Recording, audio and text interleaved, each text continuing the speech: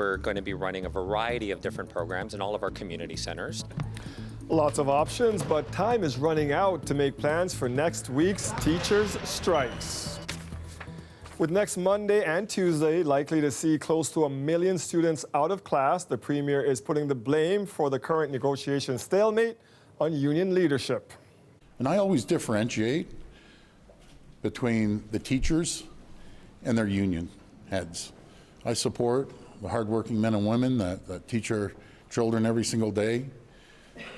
I think they don't have good leadership ahead of the unions. They just they want to argue no matter what premier, no matter what government is in power. Ford says the unions have been unwilling to negotiate. He claims they are more concerned about wage increases than proposed changes to education. Here's how the president of the Elementary Teachers Union responded to the Premier's comments.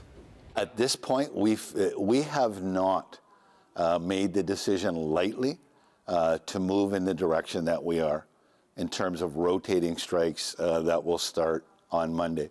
But we feel like there is no option left to us. And what I have said consistently is we're asking parents. We absolutely know that it is a very difficult situation for them, but we're asking them to look at what's at stake here. What's at stake for their children, for our students, our members, and public education in this province.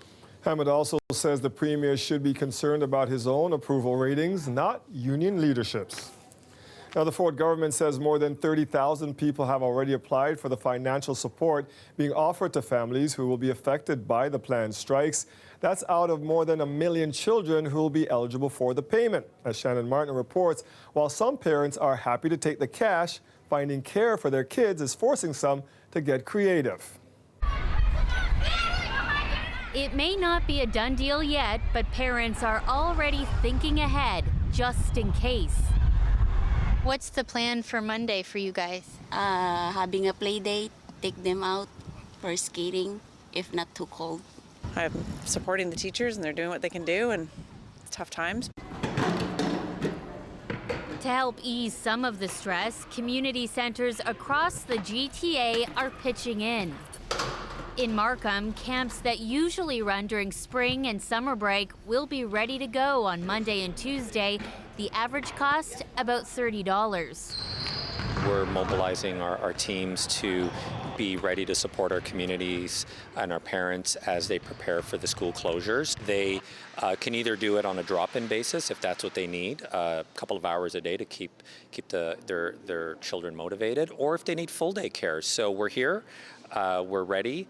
Libraries in Markham are also adding more free programming, and the ROM is offering a special camp Monday with extended aftercare, but it won't be cheap at $85.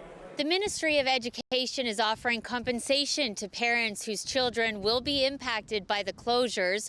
For kids in junior and senior kindergarten, it's $40 per day. For grades 1 through 7, it's $25, and students with special needs will get $40 per day. For some parents, that doesn't cut it. Thank God it's just one day right now, so that's what I'm focusing on, is one day. Christine Gauthier just wants to see a resolution soon before it gets any worse. Obviously, I have a vested interest because my daughter's in school, and there's things like class sizes. We've lost a teacher here. We lost some music program infrastructure, and we may even lose busing for the French students. So I have a huge concern that we get that they get back to the table and then we remove these cuts. Shannon Martin, CBC News, Toronto. And this evening, the City of Brampton tells us they will be offering full-day camps at certain community centers if there are school closures in the Peel or Dufferin-Peel Catholic school boards next week, starting Tuesday. The city says the camps will be affordable. Rotating strikes, work-to-rule campaigns, and cash from the government. It's tough to keep track of all that's happening with the teacher negotiations. We've compiled what you need to know. Anytime, just head to cbc.ca/Toronto. Toronto police are investigating tonight why some vehicles on a downtown street aren't being ticketed by parking enforcement officers. The street in question runs through the University of Toronto campus. As John Lancaster found out in the CBC Toronto exclusive, some cars connected to the university seem to be getting preferential treatment.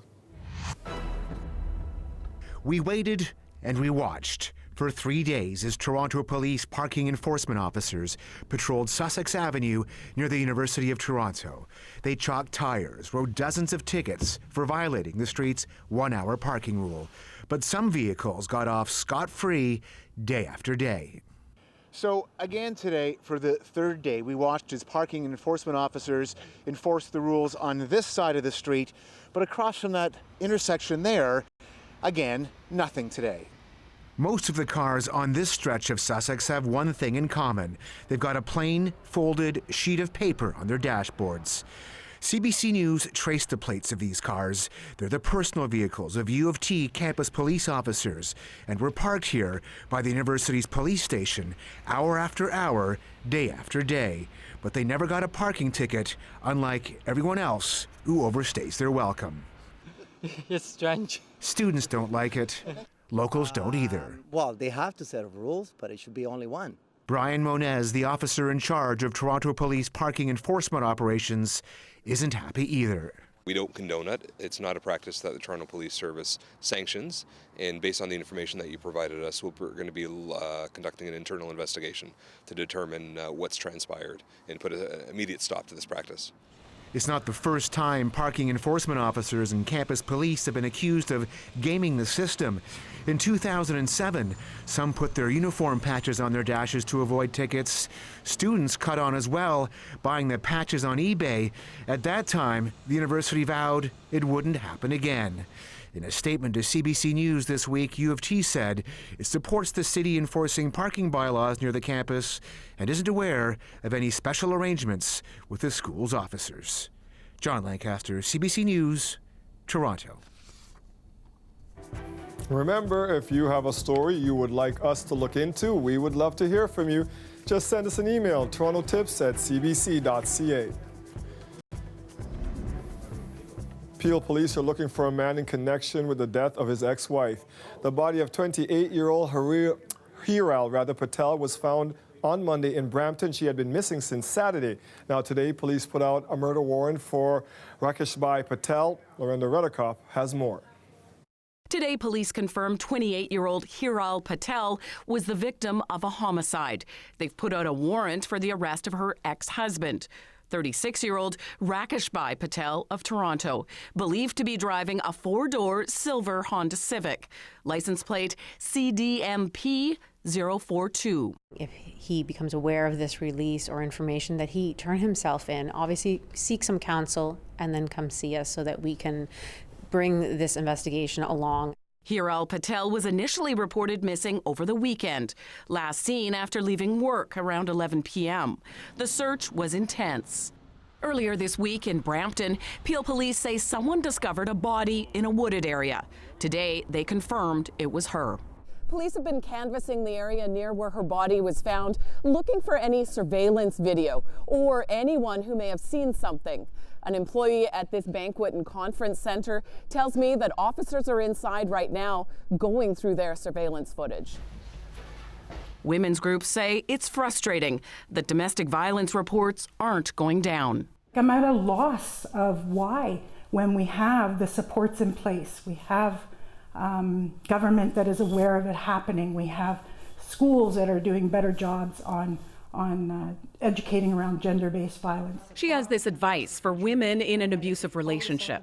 When that violence escalates and those threats escalate and he says to you that he's going to kill you, believe him and make those provisions. Start calling the Assaulted Women's Helpline, start calling the shelters, and secure a safe way to leave. As for anyone who may know where Rakeshbhai Patel is, step forward and contact us and let us know where he is or help him in making the choice to turn himself in. Anyone with information is asked to call Peel Police or Crime Stoppers. Lorenda Redekop, CBC News, Brampton. Imagine waiting almost 7 years for a court date. That's how long one family has had to wait after their son died by suicide. They sued the hospital where he was staying on suicide watch. So what's happening in Ontario's court system? We'll bring you that story coming up. Toronto's rail corridor could one day become home to a massive downtown park, but getting it built has led to a battle over who owns the air. Yes, that's right. City Hall reporter Lauren Pelly explains. This long stretch of track cuts through the heart of downtown. It's only space for trains, but could one day be space for people. Rail Deck Park is a once-in-a-generation opportunity to truly make Toronto and downtown Toronto livable. And so we have to seize this moment. Early concept art shows a lush green space connecting multiple neighborhoods. The city wants to start construction on the first phase within the next few years. Building a park of this scale is no easy feat. The city is hoping it'll stretch all the way from Blue Jays Way in the east to Bathurst Street in the west. The city's biggest challenge? Owning the airspace above the rail line.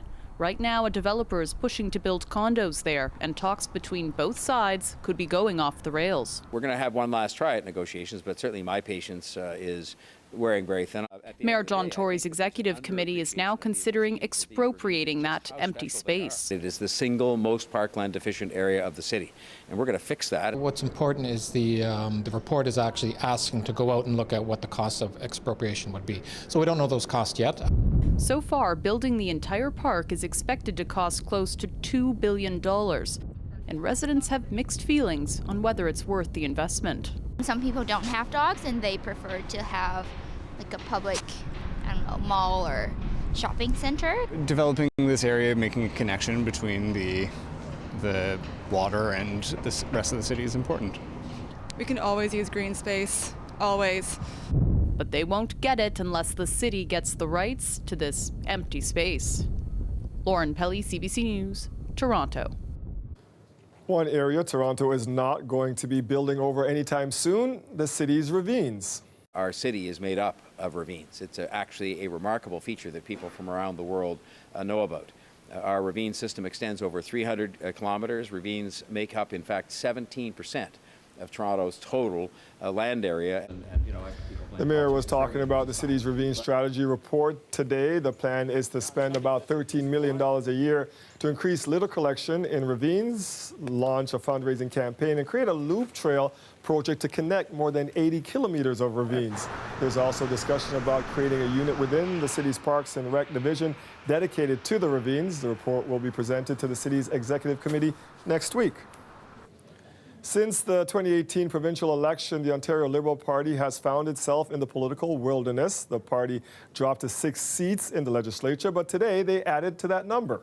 This is a very exciting time. There's a leadership race going on, and I want to make sure I'm part of that process of rebuilding the party, modernizing it, and to offer the Ontarians the government that they deserve.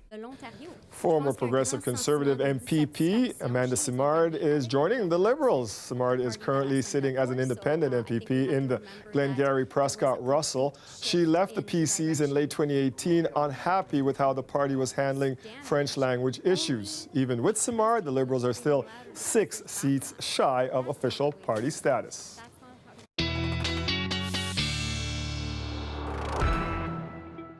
Let's get our first look at the forecast, and it's getting so cold out there that we decided that Colette should be out there bearing it with you.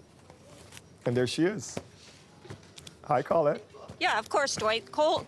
Hi. The cold is nice, so let's go outside. Hey, you gotta have a reason to get out, and I have a great one. I'm here making new friends. Yes.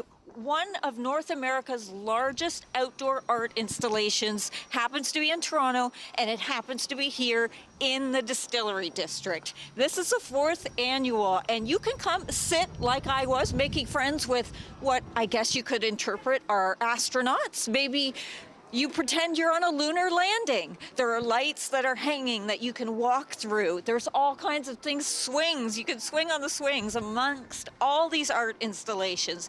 It's absolutely beautiful. It officially kicks off tomorrow and it runs till March 1st. But there is so much to see, and I've got so much to show you tonight. But I guess I also have to tell you about what's going on with this weather, because there's lots to talk about there as well. Let me give you your headlines. First of all, because of these cold temperatures, we are talking about an extreme cold weather alert that is in place for the city tonight. So know that those wind chills are dropping down, going to feel like minus 20. Nice to see the sun tomorrow. It will still be cold, but at least we'll have it, and especially because of what's coming on Saturday, snow, and that is why there's a special weather statement in place, because of the amounts we're looking at, 10 to, in some cases, 20 centimeters. Our temperature's -4 right now.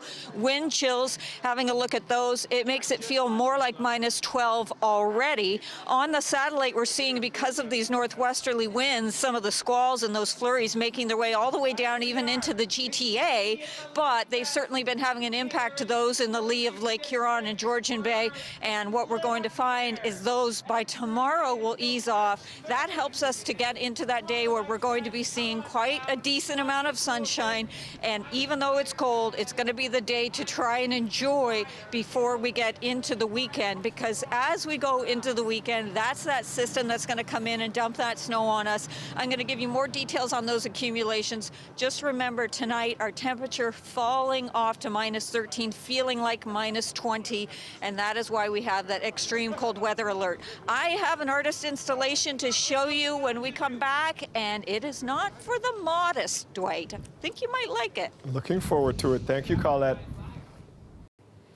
Ontario is creating 57 new post-secondary scholarships to honor the victims who lost their lives on Flight 752 in Iran. Many of the victims were young people, were students attending college or university right here in Ontario. They were smart, gifted people who had a bright future ahead of them. In fact, 34 out of the 57 Canadians were studying. They were PhD candidates, professors, researchers, doctors. The government fund will create $10,000 scholarships in the memory of each of the Canadian victims of the Ukraine International Airlines crash. They will be established for the start of the 2021 academic year. The criteria for the grants will be based on academic merit and financial need, and the province will consult with the schools and the victims' families. Canada is among a group of nations calling for compensation and a criminal investigation in the wake of the airline disaster in Tehran. The Foreign Affairs Minister led a meeting at Canada House in London today where a list of international demands was drawn up to ensure Iran knows what's expected of it. Renee Filipponi explains.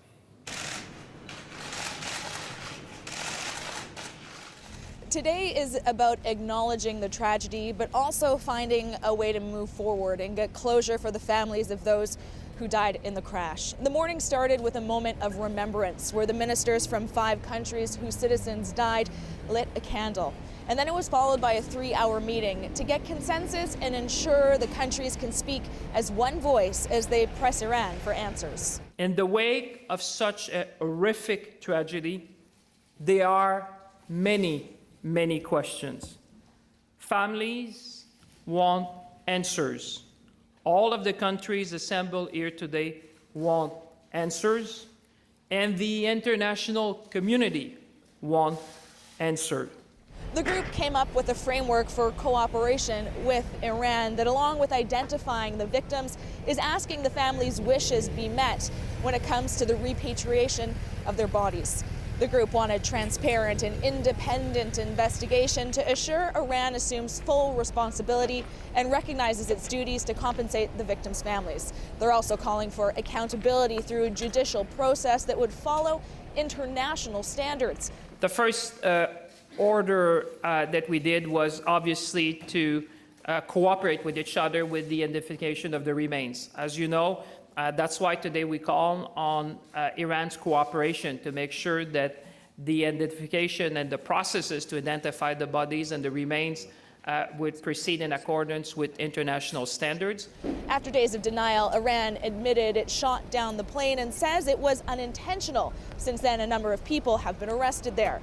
Tehran says it will cooperate, and today Canada's foreign minister said that is something they will be monitoring on a day-to-day basis. When asked what tools he has to put pressure on Iran, he said the pressure is that the eyes of the world are watching. Renee Filipponi, CBC News, London. Donald Trump has a new title as his impeachment trial enters its next stage.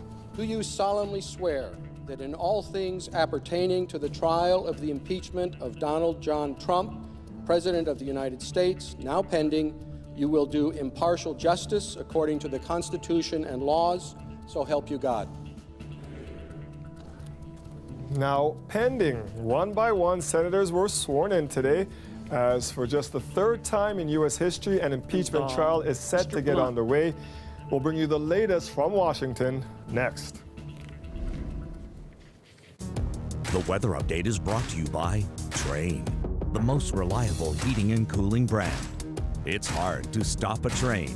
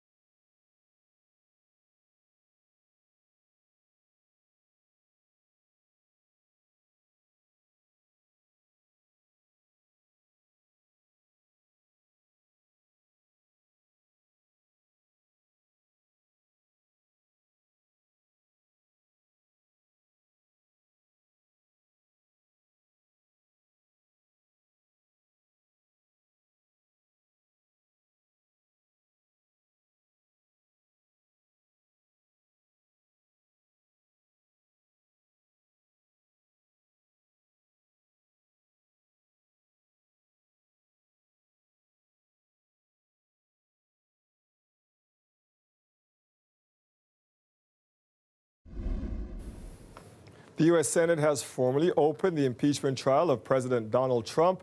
Today, the Chief Justice of the Supreme Court was sworn in to preside over the proceedings, and senators were sworn in as jurors. And the trial is set to begin as some new explosive evidence comes to light. Katie Simpson has more. President Donald Trump is again being directly linked to the Ukraine pressure campaign. This time it's by Lev Parnas, a former associate of Rudy Giuliani, who says he was intimately involved in the Ukraine affair. In a series of TV interviews, Parnas claimed Trump knew exactly what was going on, and the clear goal was to get Kyiv to announce an investigation into the Bidens. I thought he was our leader, he's the chief, he's the president, and it was all about 2020 to make sure he had another 4 years. Republicans are clear to point out that Parnas does have some credibility issues. He has been indicted on campaign finance charges, something they say does affect his ability to be seen as a truthful witness. However, Parnas handed over a pile of documents to lawmakers over the weekend, which appear to back up at least some of his claims. But it also includes text messages he received suggesting the former U.S. ambassador to Ukraine was being followed by Trump associates and possibly she'd become the target of a threat. Parnas tried to distance himself from that today, but officials in Ukraine are launching a criminal investigation based on those messages. Democrats want this evidence to be included in the Senate trial, which is now getting underway. Donald J. Trump has abused the powers of the presidency in that, using the powers of his high office, President Trump solicited the interference of a foreign government, Ukraine, in the 2020 United States presidential election. The top Democrat picked to lead the prosecution of Trump read the articles of impeachment in the Senate, which means arguments can begin on Tuesday. There is also one more new headache for the president today. A nonpartisan congressional watchdog says the Trump administration broke the law by withholding hundreds of millions of dollars in aid for Ukraine. Trump should not have made the order to do so after Congress had already approved the measure, the Government Accountability Office found. This is the core issue at the heart of the impeachment trial, and that will be of much discussion in the days to come. Katie Simpson, CBC News, Washington. And as phase one of the Senate trial in the impeachment of Donald Trump got underway, another long-stalled process initiated by Trump wrapped up. The U.S. Senate today ratified the modernized North American Free Trade Pact. American livelihoods in every corner of every state depend on these critical trading relationships. Farmers, growers, cattlemen, manufacturers, small businesses, big businesses. This is a major step for our whole country. The vote was not unanimous, with several prominent Democrats voting against ratification. The new NAFTA, or USMCA as it is called in the U.S., includes new labor protections and tighter rules on the origin of auto parts. It also includes a 16-year sunset provision should either Canada, Mexico, or the U.S. choose to withdraw. The document now moves on to the president for his signature. The Trudeau government has held off on Canadian ratification, awaiting the U.S. move. MPs return to the House of Commons on January 27th.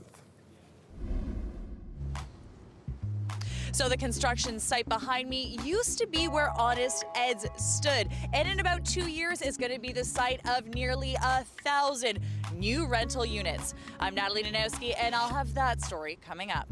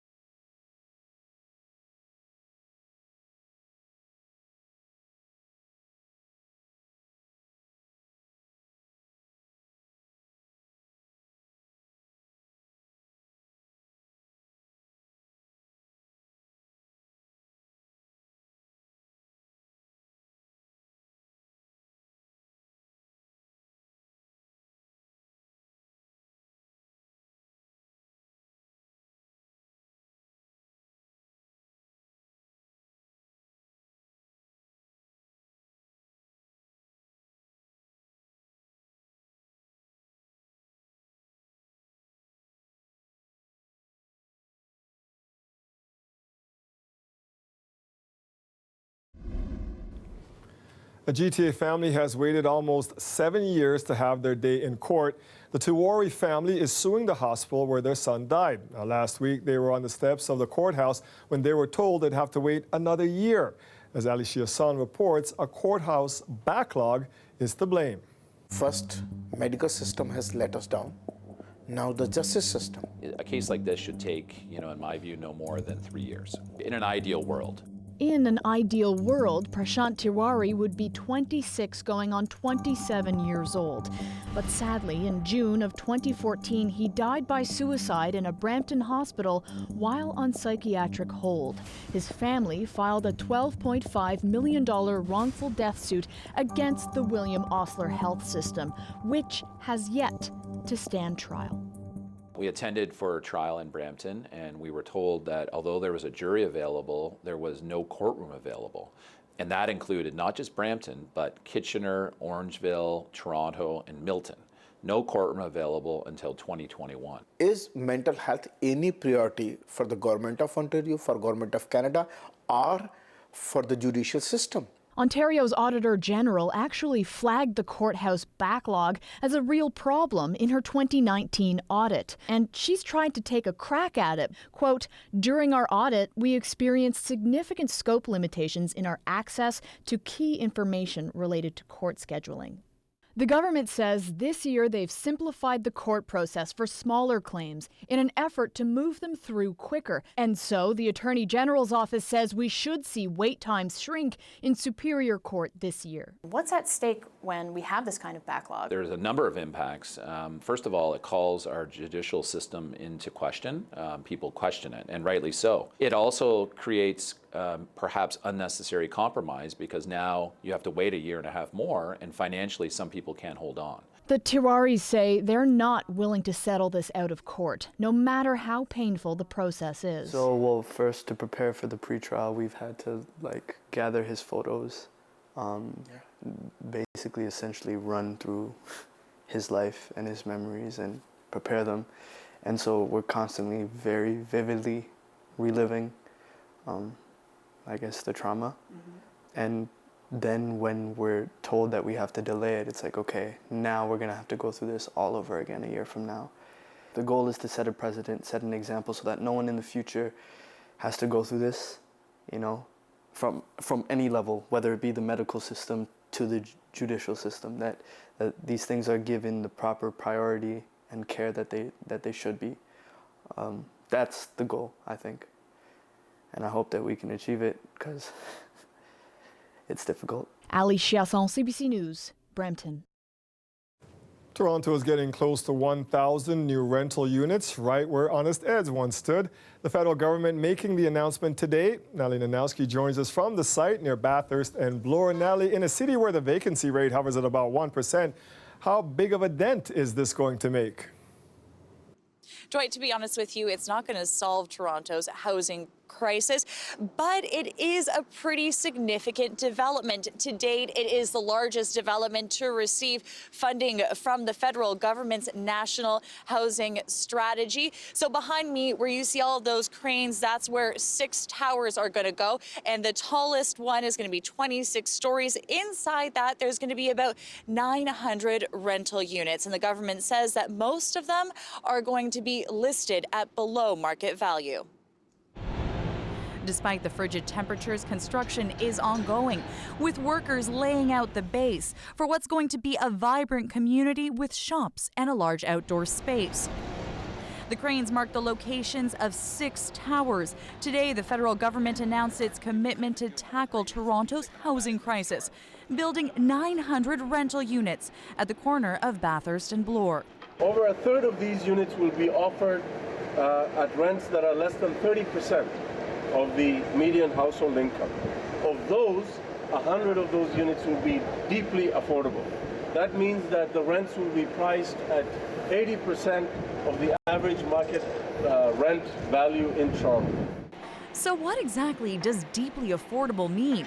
Yesterday, the Canada Mortgage and Housing Corporation released a report stating that the average rent for the whole city of Toronto in 2019 was $1,452. So if the Mirvish units hit the market today, they would go for $1,160. But with shelters full and people struggling to make ends meet, is that good enough? It's not a perfect world. We'd love to see a lot more affordable housing built, but particularly seeing rental units added and a percentage of those that are more affordable than what's out in the market is good news. It also creates additional supply. And even though the Ontario Conservative government scrapped rent control, federal funds means the Mirvish units will play by different rules. A number of the units will be affordable and others will be deeply affordable, and they will remain so for a number of years as part of the agreement. The development is also making sure that some of the history is preserved. Part of the facade of the old Honest Ed's will remain, but that iconic sign looks like the family is keeping it. So, Dwight, again, to be fair, this doesn't really address Toronto's housing crisis overall. So for those who are sleeping in shelters or worse on the streets, these units are still going to be very unaffordable. However, the federal government and the city promised today that it's going to be addressing that problem shortly. Dwight? Thank you, Natalie. One city councillor and new dad is calling for the city to beef up its parental leave policy. You're allowed as a city councillor to take parental leave up to 20 weeks, but if you want to vote, you still have to show up. And so, yes, you can go on leave, but your constituents have one less vote to represent them on council, and Torontonians have one less vote on key issues they care about. And so, whether that's proxy voting or a parental leave replacement, like in any other workplace, that's a key area I think we need to look at. Joe Cressy's son was born back in November after he decided to take time off later this year. He learned Toronto's policy has some gaps. The city will look at Cressy's recommendations at next week's executive committee meeting. Metro Dome. Kingdom. William G. Davis Dome. I think it should be named after Toronto and let everyone know it's Toronto's dome. We know it as Sky Dome or Rogers Centre, but this week in 1985, Torontonians had other names for it. Our Throwback Toronto segment is coming up.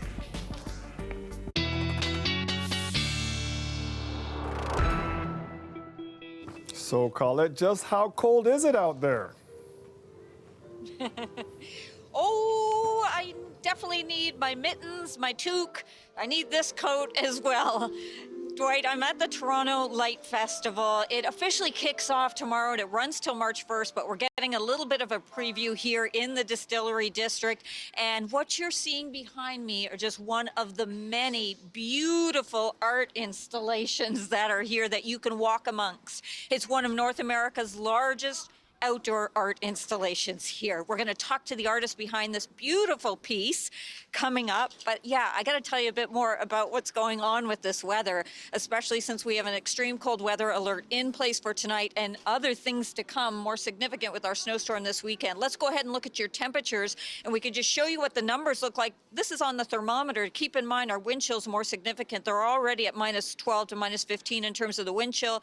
And if we look at the satellite, we could talk about some of the winds that have been coming in, those blowing across Lake Huron, Georgia Bay. They've been driving some of the snow squalls that we've been seeing today, and some of those still in place. They've shifted a little bit as the winds change a little bit, but those will continue until winds ease up a bit tomorrow morning. Now, I want to show you what's happening with the timing of these systems coming through. So first of all, that very cold air in place tonight, and we stick with that into tomorrow, but at least we get to have sunshine throughout the GTA. However, if we keep looking forward as to what's coming, once we get overnight Friday night into Saturday morning, that's when we're going to start to see some of that snow. First pushing into southwestern Ontario and then coming throughout the day. Saturday, we'll be seeing snow falling throughout the GTA and southern and eastern Ontario. That's why the special weather statement is in place. It will not be good for travel, 10 to 15 centimeters in some areas. Let's go ahead and show you the accumulations because it will change over for parts of the GTA and southwestern Ontario and get into a mix, but the accumulations could be significant. elsewhere, we may be talking about seeing somewhere in the neighborhood of up to 20 centimeters. And that's when we're talking about getting up to places like Mount Forest, Barrie, even perhaps towards the Kitchener region. You're at 16, you could easily go towards 20 centimeters. Your 5-day forecast shows you that even into Sunday, although we bump up in temperatures a little bit on Saturday, into Sunday we'll still have some flurries. We're going to have a windy, cold second half of the weekend with all that snow on the ground, and then some cold air comes in into next week. I want to bring in the artist now and talk to you a little bit. Chris Carnabucci, hi, how are you? Very well, thank you. Thanks for having me. Yes, we're so happy to have you here, and I want you. I've got here. this. Okay, my interpretation: a woman may be bathing here, but tell us about this art piece. To me, it represents emergence, sort of a rebirth. She was actually exhibited at Burning Man for the first time this past year, and the theme of Burning Man was metamorphosis. So I wanted to do something that sort of represented that theme. And this is just one piece that people can come and walk amongst. Come with me, Chris, because I need everyone at home to see what maybe they can't. You see the grandness of it, but when we get up close, tell me about the materials here. This is incredible. There's about 300 layers of solid wood plywood, and each layer is cut into 8 or 9 different pieces. So there's about 3,000 individual pieces of wood that glued together create this gorgeous, and that's the name, Mariposita. It means little butterfly in Spanish. And it just so happened my wife came from a tango school in Buenos Aires called Mariposita, and I needed a name for her, so I said, sounds perfect. Oh, I think she is glorious. Can you just tell me how tall she is? The tip of the egg shape, if you will, is 20 feet. She herself is 14 feet. She weighs about 3 tons. And she breaks down into about 80 different blocks, so you stack them up like Legos. So, and it's incredible what goes into this and the other installations here. Chris, thank you so much. Oh, it's been a pleasure. And welcome. Thank you so much. Chris is joining us from New York, so welcome to Toronto. Love it here. If you're here in Toronto and you want to come down to the Toronto Light Festival, it runs from tomorrow through to March 1st. If he's going to bring beautiful artwork like that, he can come visit Toronto anytime. That's a great piece. Thank you, Colette. Technically, it's Rogers Centre. Some of you may still call it Sky Dome, but there were some, let's say, interesting suggestions for a name for that Dome Stadium. And that's the subject of this week's Throwback Toronto.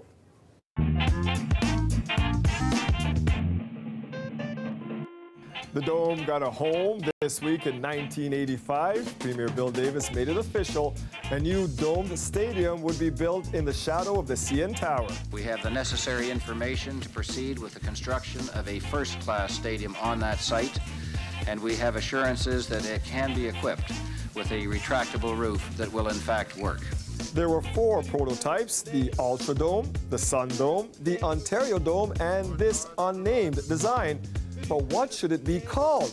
We asked Torontonians. What would be a good name for the Dome Stadium? Tower Dome. William G. Davis Dome. I'm sure it's going to have something to do with Bill Davis. It will not be called the William G. Davis Dome. Metro Dome. Kingdom. Maybe the Condome.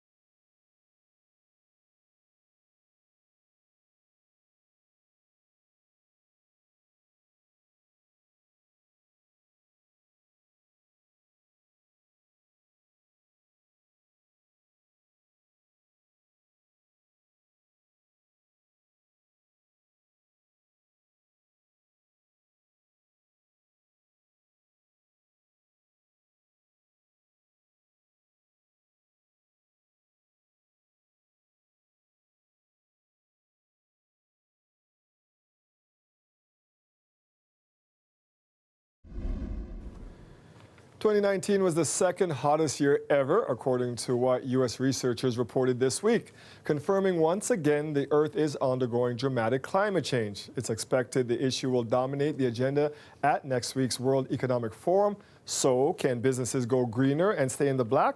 Jacqueline Hansen takes a look. As Davos gets ready to host the who's who of business and politics next week, global leaders shared their greatest concerns. The world is in a state of emergency.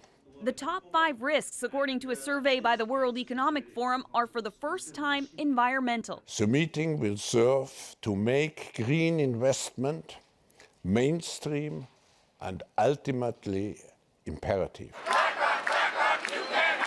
That's something climate activists have long demanded. And we're here to say that BlackRock is not enough. Some targeted the world's largest asset manager, BlackRock, which controls $7 trillion for its investments in fossil fuels. Larry Fink, if you're watching this, think this through carefully. You can do the right thing, or you can keep doing the wrong thing. It appears CEO Larry Fink got the message.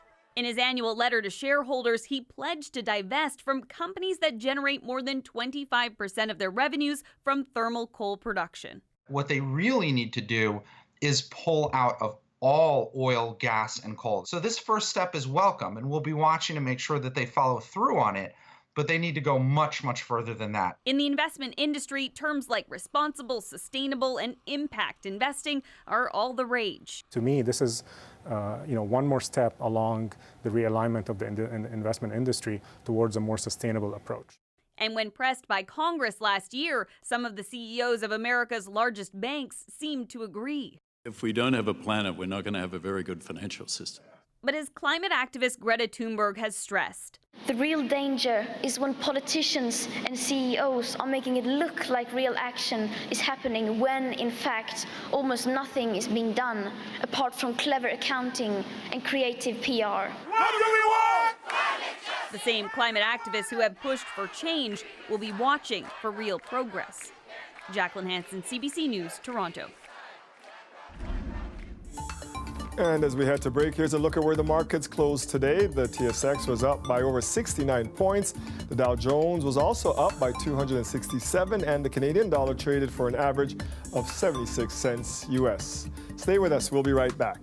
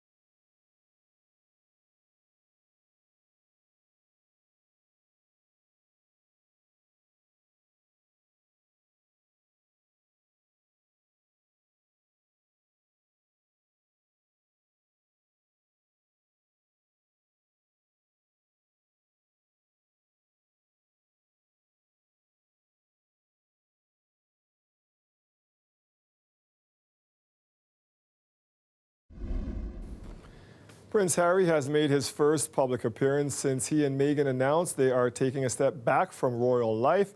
The Duke of Sussex met young rugby players in the gardens of Buckingham Palace.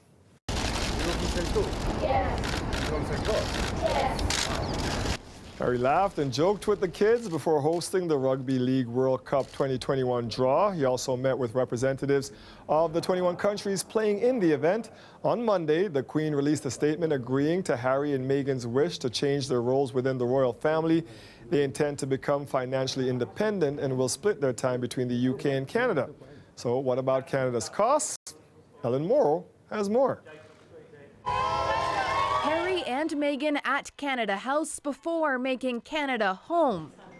For many Canadians, it's impolite to talk about costs for guests. But what if those guests weren't really invited and decided to stay? What kind of security costs are we looking at here? We're talking about a fence, we're talking about cameras, we're talking about alarm systems, we're talking about early detection systems, we're talking about intelligence officers that looking for immediate concerns and threats throughout the world. This contractor says security costs could run anywhere from $2 to more than $10 million. You need to compare it, the royal family, to the Prime Minister. It's most likely going to have the same protection that the Prime Minister has. Canadians don't know yet if they'll be on the hook, but 73% don't think Canada should fork over a loonie, according to a new survey. In the same poll, 45% said Canada should no longer be a constitutional monarchy. The idea that their tax dollars are going to support a very wealthy family because of a private life choice, I think is going to strike a lot of people in a very bad way. Harry and Meghan's presence here, though, could mean royal returns for Brand Canada.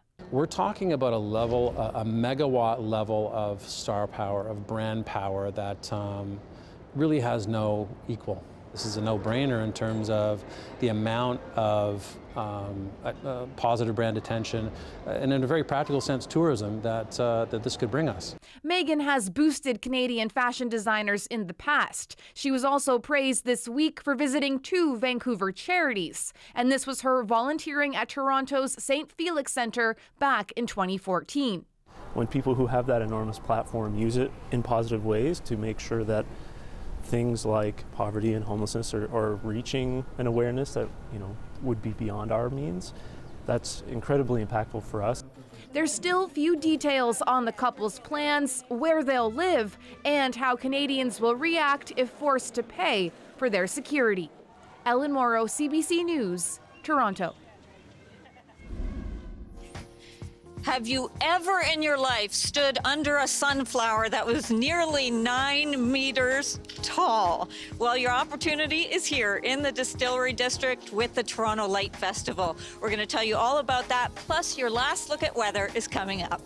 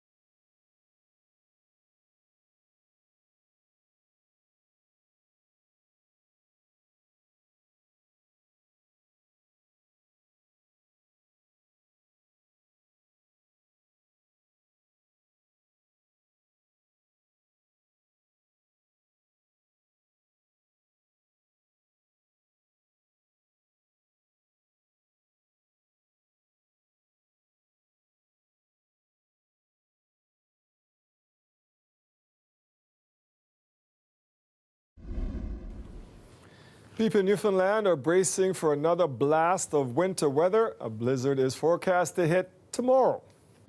Right now we have about 80% of our sidewalk routes are open, and so we're going to continue to work on that as we prepare for the snow that's supposed to start overnight.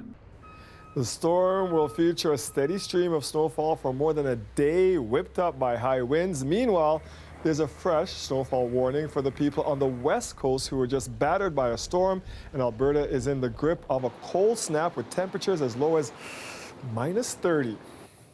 So we all hear descriptions of how many centimeters of snow has fallen, but really, how much is that? Take a look at this handy guide. In Vancouver, residents woke to as much as 20 centimeters of snow this morning.